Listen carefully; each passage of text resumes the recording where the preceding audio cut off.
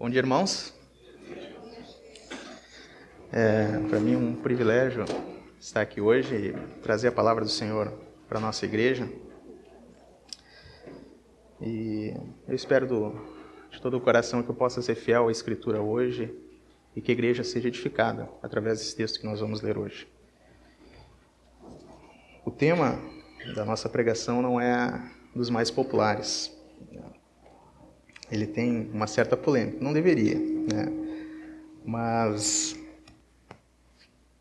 a doutrina do dízimo, ela não é muito bem entendida de maneira geral pela igreja, né?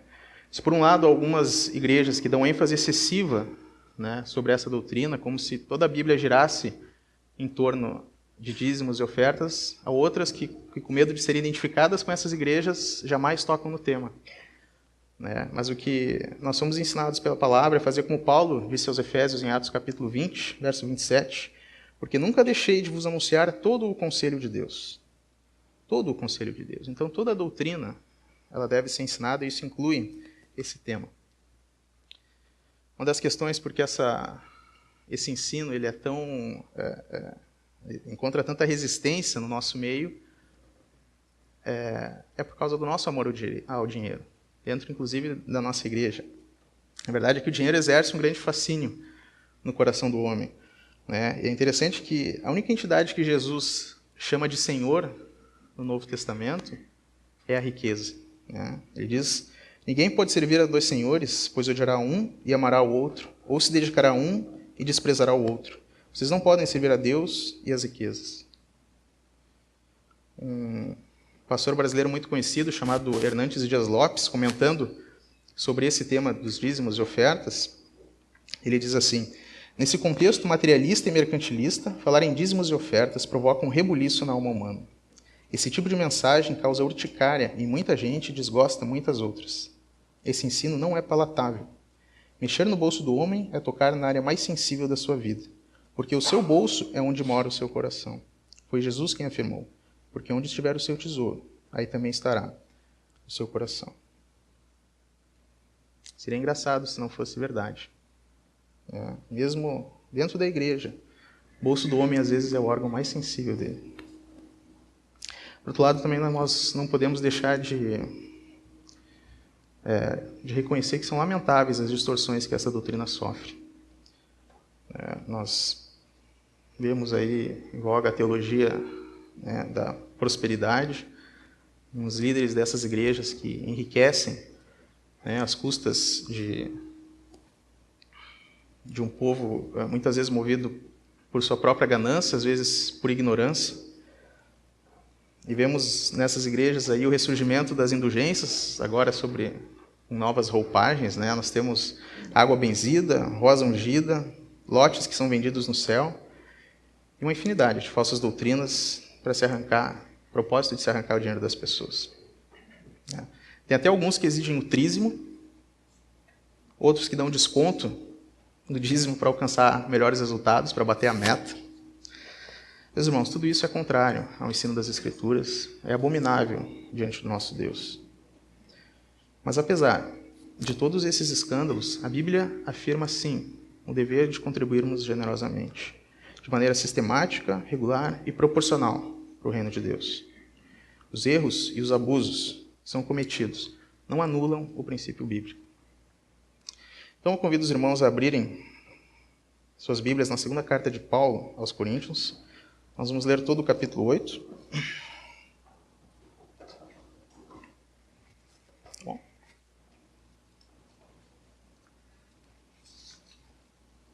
Então vamos orar. Diz assim: também, irmãos, os fazemos conhecer a graça de Deus concedida às igrejas da Macedônia, porque no meio de muita prova de tribulação manifestaram abundância de alegria, e a profunda pobreza deles superabundou em grande riqueza de sua generosidade. Porque eles, testemunho eu, na medida de suas posses, e até mesmo acima delas, se mostraram voluntários, pedindo-nos com muitos rogos a graça de participarem da assistência aos santos. E não somente fizeram isso, como nós esperávamos, mas também deram-se a si mesmos primeiro ao Senhor, e depois a nós, pela vontade de Deus. O que nos levou a recomendar a Tito, que como começou, assim também complete esta graça entre vós. Porém, em tudo manifestais superabundância, tanto na fé e na palavra, como no saber, e em todo cuidado, e em nosso amor para convosco, assim também exabundeis nesta graça. Não vos falo na forma de mandamento, mas para provar, pela diligência de outros, a sinceridade do vosso amor. Pois conheceis a graça de nosso Senhor Jesus Cristo, que sendo rico, se fez pobre por amor de vós, para que pela sua pobreza vos tornasseis ricos. E nisto dou a minha opinião, pois a vós outros, que desde o ano passado principiaste não só a prática, mas também o querer, convém isso. Completai agora a obra começada, para que assim como revelastes prontidão no querer, assim a leveis a bom termo, segundo as vossas posses. Porque se há boa vontade, será aceita conforme o que o homem tem, e não segundo o que ele não tem. Porque não é para que outros tenham alívio e vós sobrecarga, mas para que haja igualdade. Suprindo a vossa abundância no presente, a falta daqueles, de modo que a abundância daqueles venha suprir a vossa falta, e assim haja igualdade. Como está escrito, o que muito colheu não teve demais, e o que colheu pouco não teve falta. Mas graças a Deus, que pôs no coração de Tito a mesma solicitude por amor de vós, porque atendeu ao nosso apelo e, mostrando-se mais cuidadoso, partiu voluntariamente para vós outros. E com ele enviamos o irmão, cujo louvor no Evangelho está espalhado por todas as igrejas. E não só isso, mas também foi eleito pelas igrejas para ser nosso companheiro no desempenho desta graça, ministrada por nós, para a glória do próprio Senhor e para mostrar a nossa boa vontade. Evitando assim que alguém nos acuse em face dessa generosa dádiva administrada por nós, pois o que nos preocupa é procedermos honestamente, não só perante o Senhor, como também diante dos homens. Com eles, enviamos nosso irmão, cujo zelo, em muitas ocasiões e de muitos modos temos experimentado. Agora, porém, se mostra mais zeloso pela muita confiança em vós. Quanto a Tito, é meu companheiro e cooperador convosco. Quanto a nossos irmãos, são mensageiros da igreja e glórias de Cristo. Manifestais, pois, perante as igrejas a prova do vosso amor e da nossa exultação a vosso respeito, na presença destes homens. Vamos orar.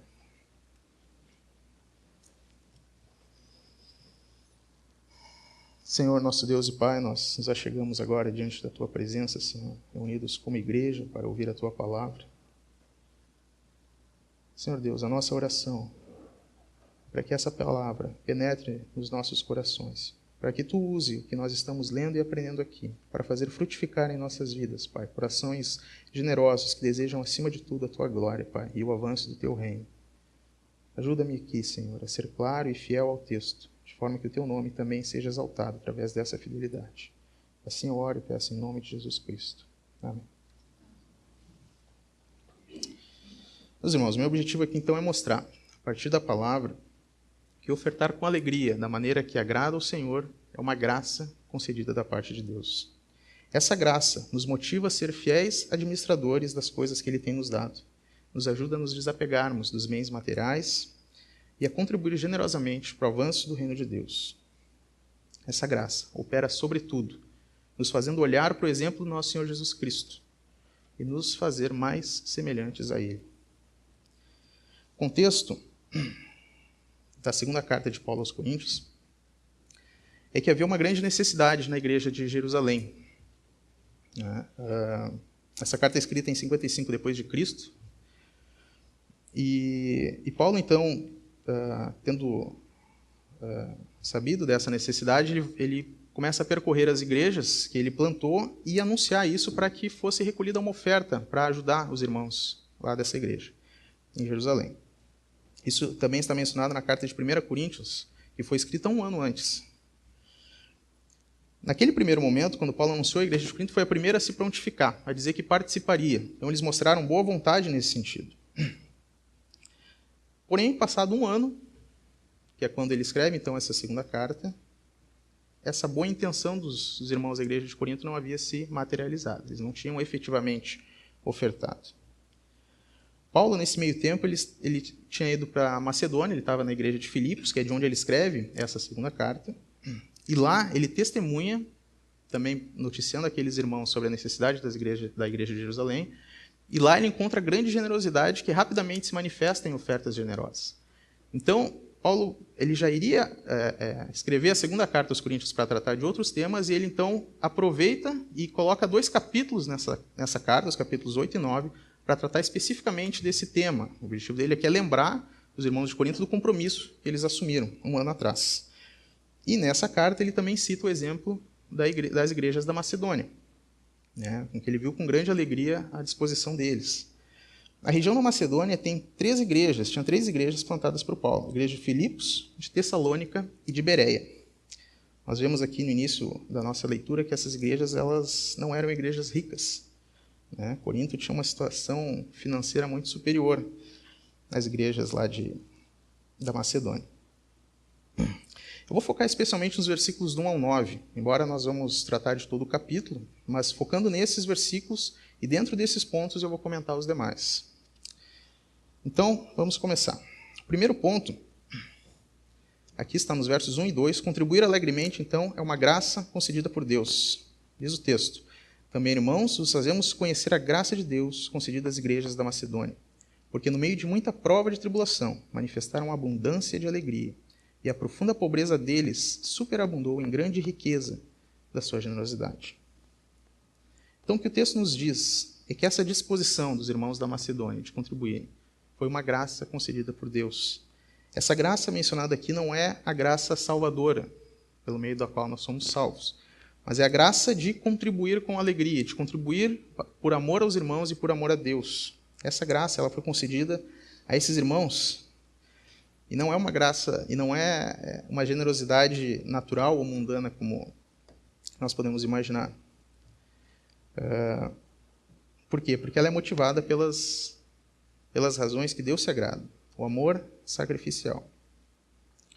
Ela é graça porque Deus concedeu esse desejo em meio a circunstâncias adversas. Nós podemos ver aqui que eles manifestaram abundante alegria no meio de muita prova de tribulação. Se não fosse a graça de Deus, provavelmente o que aconteceria aqui, quando Paulo trouxesse a notícia, era que esses irmãos iam dizer, ok, Paulo, eu entendo, mas nós também temos muitos problemas aqui. Nós sofremos perseguição. Não temos condições de ajudar. Veja a nossa situação. Mas não é o que acontece. Na verdade, o que acontece é que eles não olham para si mesmos. Eles olham para a necessidade dos outros irmãos. Eles negam a si mesmos. E não apenas tribulação, mas eles também passavam por profunda pobreza. Diz aqui que em profunda pobreza deles superabundou em grande riqueza da sua generosidade. Novamente, se não fosse a graça de Deus aqui operando, o que eles diriam quando Paulo chegasse? Paulo, eu tenho uma ideia para ti. Quem sabe, tu coloca as nossas igrejas aqui nessa lista que tu está recolhendo para Jerusalém. Então bota Jerusalém, mais Bereia, mais Tessalônica, mais Filipos. Então vamos fazer uma coleta para todas elas, porque veja, nós estamos passando por profunda pobreza aqui. Mas novamente não é o que acontece. Eles não olham para si mesmos. Né? Então eles manifestaram abundância de gozo e de sua generosidade. Se nós fôssemos olhar agora para a nossa igreja, para a Igreja Batista Esperança, e olhar para essas 2 igrejas aqui mencionadas, tanto as da Macedônia quanto a de Corinto, na região da Caia, eu creio que nós nos identificaríamos mais facilmente pela própria questão social e financeira com a igreja de Corinto. A igreja de Corinto não passava por grandes necessidades, ela não sofria perseguição, e hoje nós temos esse privilégio aqui. Mas nós vemos aqui, pelo exemplo, que as igrejas da Macedônia foram muito mais rápidas em contribuir. E certamente, nos nossos dias hoje, nós temos lugares no mundo, e aqui na América Latina mesmo, onde igrejas são perseguidas, passam por profunda pobreza e são muito mais generosas em dar. Então, assim, como esse exemplo de Paulo para os coríntios serve também para nós, como está o nosso coração em relação a isso? Nós temos visto a necessidade dos nossos irmãos? Mais uma vez, isso é graça que Deus nos concede para ofertarmos. Isso não é natural. Nossa natureza é egoísta. O segundo ponto, a respeito da contribuição que honra a Deus, é que ela é voluntária e proporcional, versos 3 e 4. Porque eles, testemunho eu, na medida de suas posses, e mesmo acima delas, se mostraram voluntários, pedindo-nos com muitos rogos a graça de participarem da assistência aos santos. Então aqui a contribuição ela é voluntária, foi de iniciativa deles mesmos participarem, não apenas com suas posses, mas acima delas. Né? Eles suplicaram a Paulo aqui, eles insistiram a graça, o privilégio de participarem da assistência aos santos. Meus irmãos, isso não é natural. A carne não faz isso. Essa generosidade, ela é fruto da graça de Deus. É a graça operando no coração desses irmãos. Então, eles foram voluntários. O segundo ponto é que essa contribuição ela é proporcional. Diz aqui que na medida das suas posses e ainda acima delas. Parece que não só eles deram o que Paulo esperava, mas ainda fizeram questão de dar mais. Insistiram isso com Paulo.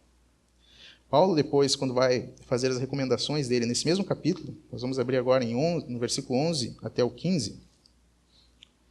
Vejam só. Continuando, e aqui é mais detalhado a questão da proporcionalidade. Diz assim, Paulo, então, recomendando aos coríntios, completai agora a obra começada, para que, assim como revelastes prontidão no querer, assim a leveis a termo, segundo as vossas posses. Porque se a boa vontade ser aceita conforme o que o homem tem, e não segundo o que ele não tem. Porque não é para que vocês tenham alívio e vós sobrecarga, mas para que haja igualdade, suprindo a vossa abundância no presente e a falta daqueles, de modo que a abundância daqueles venha suprir a vossa falta e assim haja igualdade, como está escrito, o que muito colheu não teve demais, e o que colheu pouco não teve falta. Vejam que Paulo, ele não embora ele tenha aceitado a oferta dos macedônios, ele não recomenda aos coríntios que deem acima das suas posses. Ele orienta que deem segundo as posses deles. Um outro ponto que ele chama a atenção aqui é que a oferta deveria ser de acordo com o que o homem tinha e não segundo o que ele não tinha. O objetivo dele era que o alívio de alguns irmãos não custasse a sobrecarga de outros. E isso é especialmente importante no nosso meio evangélico hoje. Se nós pararmos para pensar todas as igrejas, e nós sabemos de grandes campanhas financeiras e enormes movimentos de arrecadação, muitas vezes, novamente, às vezes por ignorância, às vezes por própria ganância das pessoas. Elas se endividam, elas dão acima do que elas são capazes e acabam gerando problema para elas mesmas. O que Paulo está dizendo aqui é que Deus não espera e não exige que você se endivide para pagar a dívida do seu irmão.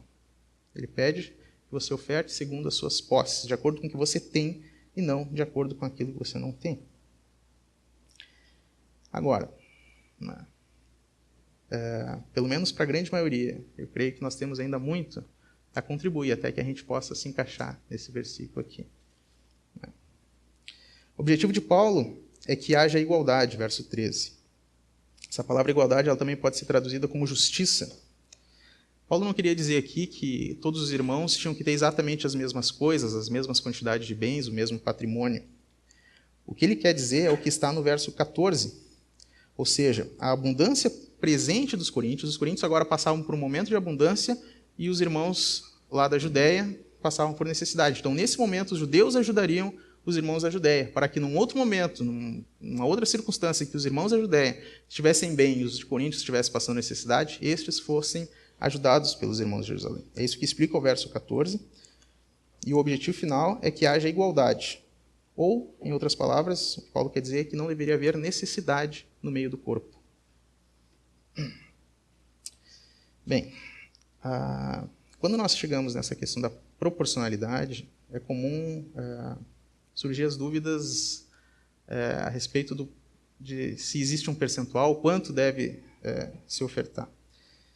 Bem, o Novo Testamento ele não fala sobre isso. O que nós temos no Novo Testamento é o princípio de abundarmos em nossa generosidade.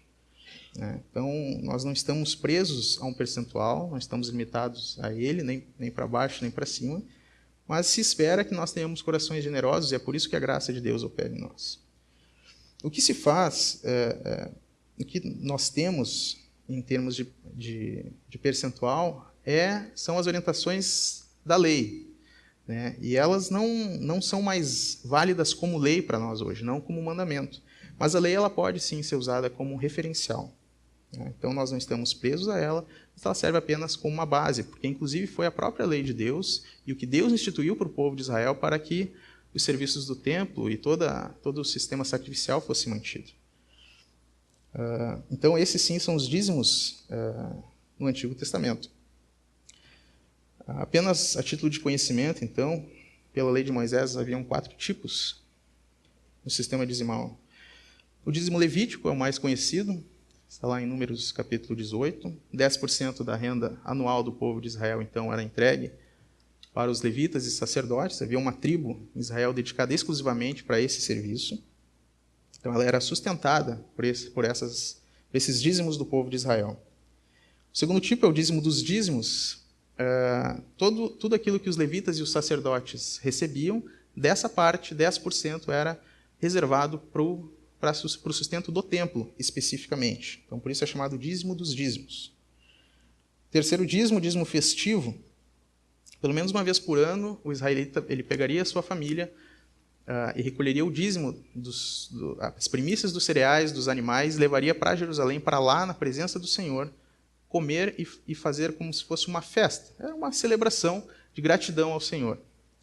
Então, ainda que ele mesmo era o beneficiário desse dízimo, isso era uma expressão religiosa na casa de Deus e estava prescrito na lei. Por fim, o dízimo diaconal, ele não era dízimo para os diáconos, tá? Mas sim, era o dízimo que a cada 3 anos se recolhia das famílias, que a cada 3 anos, então, era voltado para os órfãos, para as viúvas, para os necessitados. Então, a cada 3 anos, as famílias elas recolhiam então esse dízimo e na sua cidade, esses recursos não eram levados ao templo, mas na sua própria cidade, então eles serviam os pobres e os necessitados daquela região. Como isso não era sincronizado, ou seja, em cada período diferente do ano, tinham várias famílias fazendo esse serviço, então dessa forma os necessitados eram supridos, segundo a lei. Somando todos esses dízimos aqui, o povo de Israel, então, anualmente, eles dizimavam 23,3% da renda anual. Então, a gente lembra do dízimo como 10%, na verdade, na lei era um pouco mais do que isso. Bom, como eu disse antes, nós não estamos submetidos à lei, nós temos a lei apenas para servir de referência. E tendo em vista que aquele dízimo levítico, que eram os 10% que eram usados para o sustento da igreja e dos levitas, ou seja, daqueles que ministravam a palavra, nós entendemos que é um valor razoável e adequado como referência para ofertar de forma sistemática, regular e voluntária para a igreja local. Repito isso, não é uma lei, não é um mandamento, é apenas uma orientação, uma direção. Nesse ponto também é comum surgir algumas objeções. O primeiro deles é que é justamente em razão de estar no Antigo Testamento, então os dízimos e ofertas regulares eles não se aplicam de forma alguma à igreja hoje, nem mesmo como referência. Aqui eu gostaria então de trazer o que o próprio Paulo usa a lei como referência neste assunto, na sua primeira carta aos Coríntios. E ele demonstra, nesse texto que nós vamos ler, que a igreja do primeiro século ela já sustentava os seus ministros. Vamos lá. 1 Coríntios 9, 4 a 11, 13 e 14. Diz assim: Não temos nós o direito de comer e beber? Não temos nós o direito de levar conosco uma esposa crente, como fazem os outros apóstolos, os irmãos do Senhor e Pedro? Ou será que apenas eu e Barnabé não temos o direito de deixar de trabalhar para termos sustento? Quem serve como soldado às suas próprias custas? Quem planta uma vinha e não come do seu fruto? Quem apacenta um rebanho e não bebe do seu leite? Não digo isto do ponto de vista meramente humano. A lei não diz a mesma coisa, pois está escrito na lei de Moisés: não amordace o boi enquanto ele estiver debulhando o cereal. Por acaso é com bois que Deus está preocupado? Não é certamente por nossa causa que ele o diz? Sim, isso foi escrito em nosso favor. Porque o lavrador, quando ara, e o debulhador, quando debulha, devem fazê-lo na esperança de participar da colheita. Se entre vocês semeamos as coisas espirituais, seria demais colhermos de vocês coisas materiais? Vocês não sabem que aqueles que trabalham no templo alimentam-se das coisas do templo, e os que servem diante do altar participam do que é oferecido no altar? Da mesma forma, o Senhor ordenou àqueles que pregam o Evangelho que vivam do Evangelho. Então ele começa argumentando aqui com essa mesma igreja de Corinto. Quem serve como soldado às suas próprias custas? Você tem uma guerra para lutar, e aquele que vai ser defendido nessa guerra, ele diz, você vai ter que comprar seu capacete, a sua arma, a sua bota, e você tem que levar a sua alimentação também, porque isso também a gente não dá. Ele não argumenta só do ponto de vista humano, ele argumenta segundo a própria lei, e ele cita exatamente os levitas e os sacerdotes, aqueles que trabalham no templo e que servem diante do altar. Então, ele não impõe isso, mas ele mostra isso como uma referência, como uma orientação que o Antigo Testamento traz luz para nós sobre o Novo. Um outro texto também bem conhecido, de 1 Timóteo 5, 17 e 18, Paulo diz: os presbíteros que lideram bem a igreja são dignos de dupla honra, especialmente aqueles cujo trabalho é a pregação e o ensino, pois a Escritura diz: não amordace o boi enquanto ele está debulhando o cereal, e o trabalhador é digno do seu salário. Então, meus irmãos, esses textos eles deixam claros que a lei pode ser usada assim como referência no Novo Testamento a respeito desse tema. Embora ele não seja mais como lei, ele nos orienta acerca dessas questões. E nós podemos ver também, do ponto de vista aqui das referências que Paulo faz, que isso era comum já, os ministros serem sustentados pela igreja já no início, no primeiro século. O segundo questionamento que às vezes surge é aquela pergunta: eu posso dividir o meu dízimo entre uma parte para a igreja, uma parte para um outro ministério? Eu concordo aqui com a resposta do pastor americano John Piper, que deu resposta a essa pergunta numa entrevista. Ele diz assim: a questão não é decidida por regras e porcentagens. A grandeza do seu coração, a centralidade bíblica da igreja local e o valor maravilhoso de outros ministérios decidem a questão. Então, sim, eu acho que a igreja local tem um lugar único e especial no plano de Deus e, portanto, uma reivindicação especial sobre a doação do seu povo. Outros tipos de ministérios são maravilhosos e quero que todos floresçam. Eu mesmo estou envolvido em alguns. Mas a única instituição no mundo que está claramente enraizada no Novo Testamento e no Evangelho é a igreja local. Se essa instituição falhar, todos os outros ministérios ficam ineficazes. Na verdade, se a igreja falhar, todos os outros ministérios tornam-se não bíblicos. A igreja local é a semeadeira para todos os outros ministérios. A igreja é o lugar onde os participantes desses ministérios encontram seu alimento e a expressão bíblica da sua adoração corporativa. Então eu acho que é uma boa regra geral. Ouça essas palavras. Eu acho que é uma boa regra geral começar a ofertar dizimando para a igreja local e, em seguida, dando mais e além a outros ministérios. Mas essa não é uma lei ou um mandamento. Não posso dizer assim diz o Senhor. Não é um requisito. Simplesmente pode ser uma orientação útil. Mas eu prefiro colocar toda a ênfase em vamos ser generosos em nossa generosidade. Vamos ser sacrificiais em nossa doação. Vamos ser leais à nossa igreja local. E então vamos além em nosso apoio a outros ministérios. Eu acho que Deus irá lidar com as porcentagens. Eu acho que é uma resposta bem bíblica e ponderada do pastor Piper. E eu acho que nós devemos honrar isso. Próximo ponto. A contribuição generosa é um ato de consagração e reconhece que tudo vem do Senhor. Este é o princípio da mordomia cristã. Verso 5. E não somente fizeram como nós esperávamos, mas também deram-se a si mesmos, primeiro ao Senhor e depois a nós, pela vontade de Deus. Então aqui o texto nos diz que eles deram primeiramente ao Senhor. Eles entregaram-se ao Senhor antes de ofertar. Este aqui, meus irmãos, é um ato de consagração. É como se eles, antes de ofertar, então, orassem ao Senhor e dissessem: Senhor, nós nos entregamos a Ti. Tudo que nós temos pertence a Ti. E nós fazemos essa oferta como adoração a Ti. Adoração a Ti, que tem suprido as nossas necessidades. Talvez eles tenham orado semelhante ao rei Davi. O rei Davi, já na sua velhice, ele chama e convoca o povo para aqueles que os que quisessem ofertar voluntariamente para a construção do templo. Templo esse que depois Salomão edificou.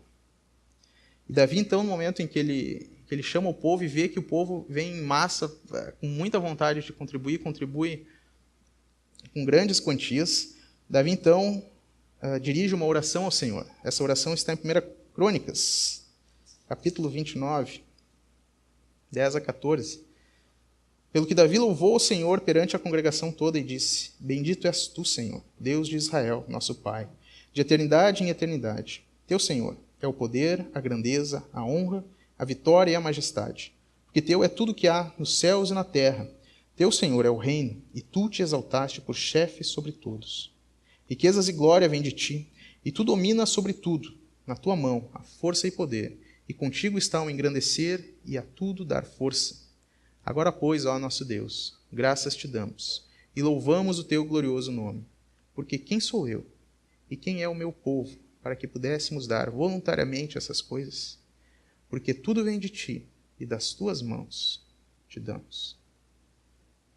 Observem essa última frase. Porque tudo vem de ti e das tuas mãos te damos. Essa é a verdade, tem que estar gravada nos nossos corações, meus irmãos. Ela está gravada no seu.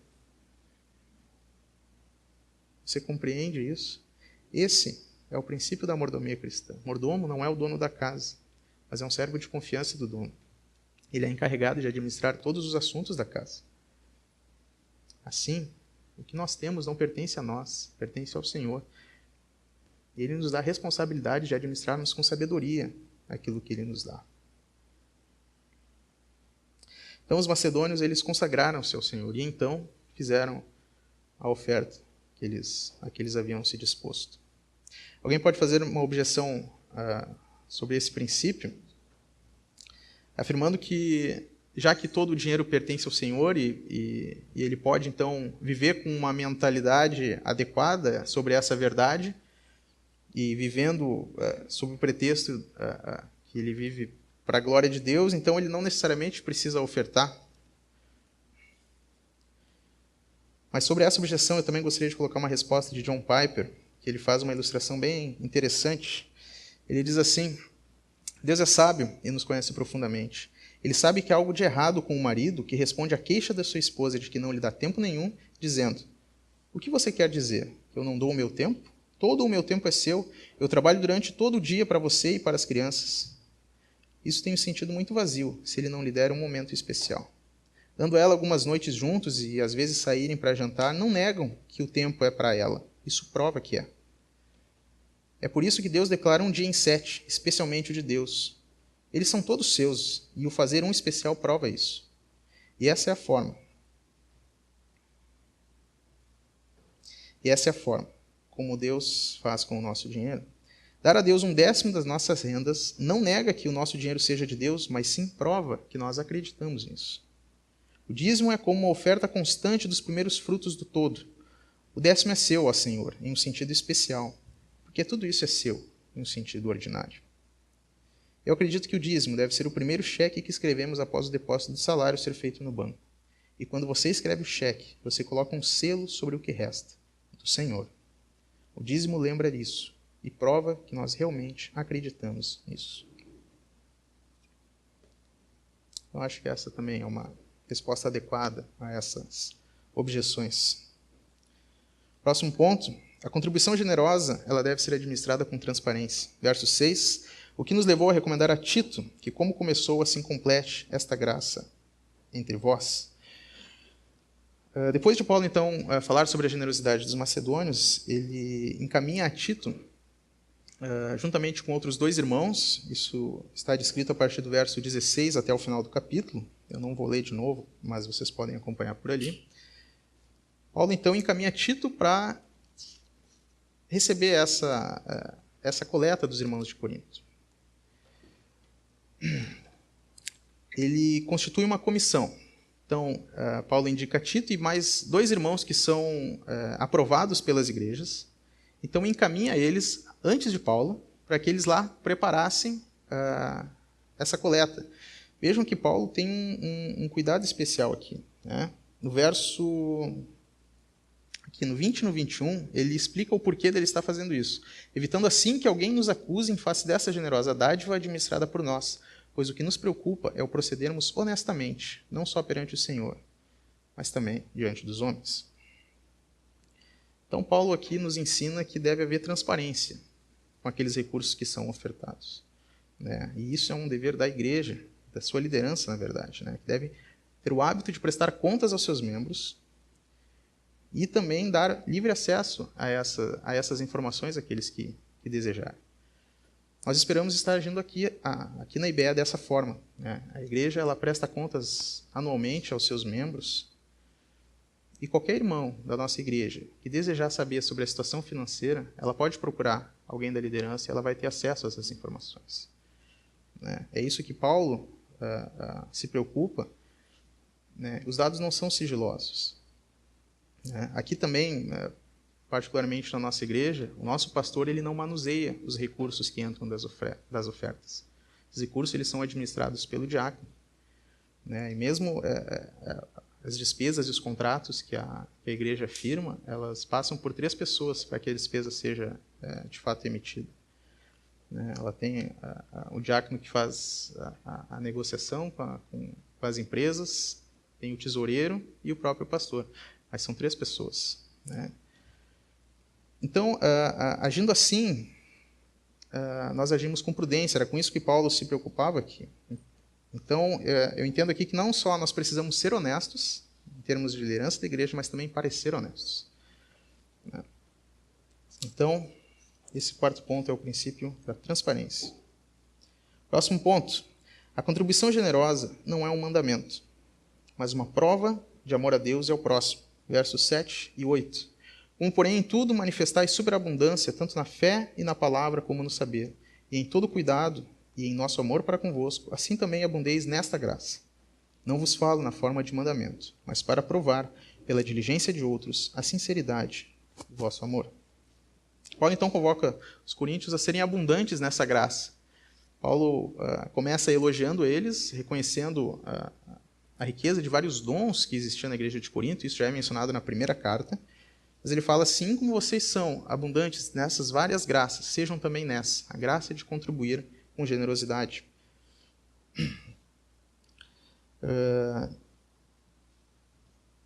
Então ele fala também, no versículo seguinte aqui, que isso não é um mandamento, mas é uma prova da sinceridade do amor deles. Então, vocês não estão obrigados a isso. Mas o fato de vocês completarem ou não aquele compromisso que vocês assumiram, vai provar a sinceridade do amor que vocês disseram que tinham. Então,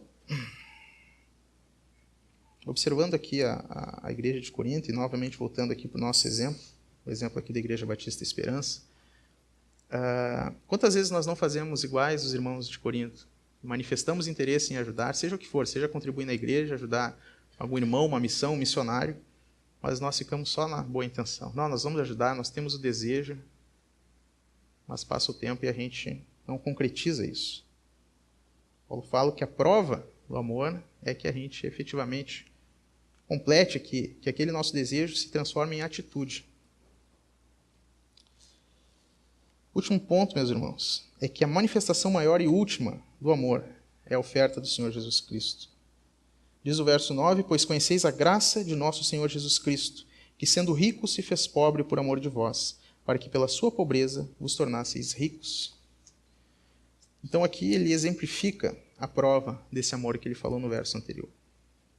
O amor, biblicamente falando, ele é manifestado então principalmente de atitudes, não apenas de palavras.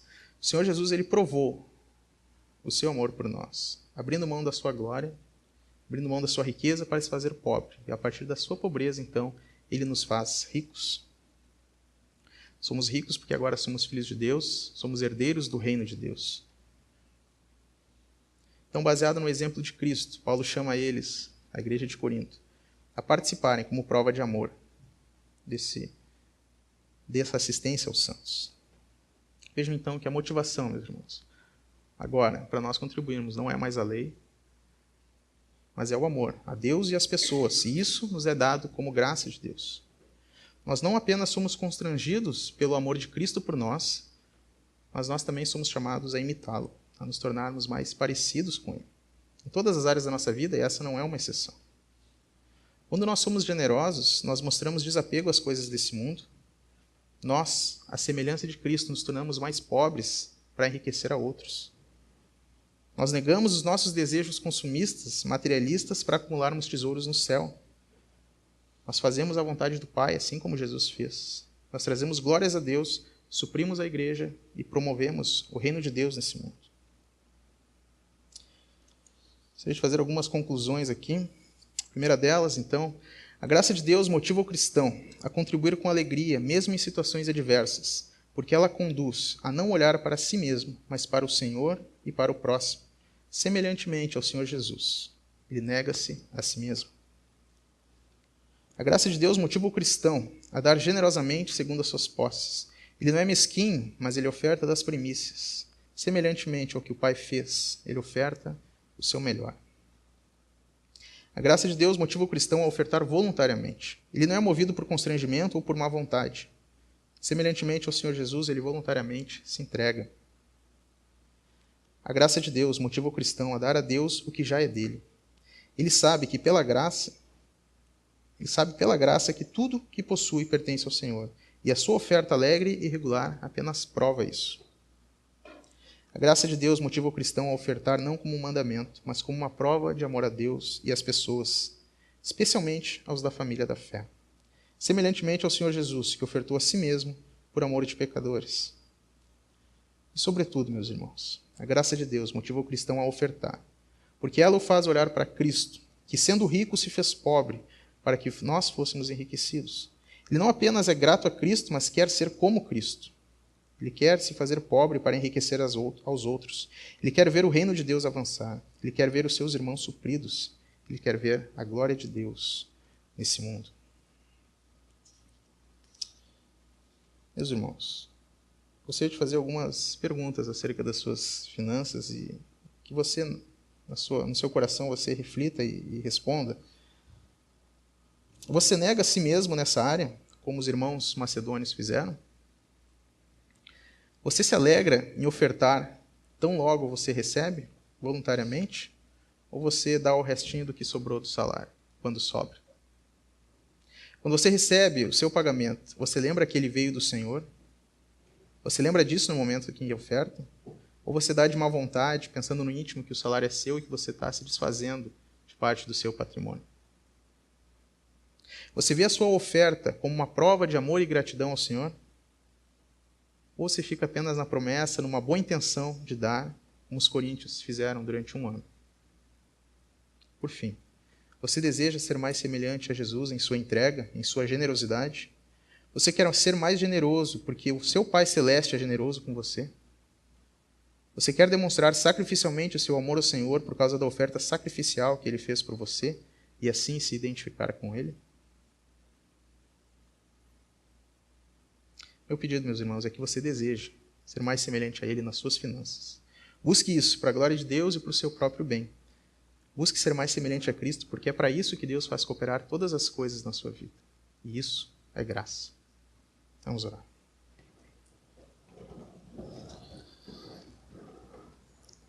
Senhor, nosso Deus e Pai, bendito seja o Teu nome, Senhor. Porque Tu nos ensina aquilo que Tu espera de nós, Pai. E não somente nos ensina, como dá todas as condições para que nós obedeçamos a Ti. Tu concede livremente a Tua graça, Pai, a nós. Nos concede um coração novo. E ouve as nossas orações quando clamamos aos Teus auxílios, Pai. Senhor, ajuda-nos a sermos mais generosos. Ajuda-nos a olhar para Cristo em todas as áreas da nossa vida, também nas finanças. Que sejamos generosos como Tu, Senhor, é generoso conosco. Que lembremos da importância da igreja local, que lembremos da importância, Senhor, de irmãos em necessidade, e que lembremos da importância, Pai, de missionários e missões ao longo do mundo todo. Que possamos ajudá-los e sermos Teus instrumentos para a propagação do Evangelho e para a Tua glória. Assim nós oramos, em nome de Jesus. Amém.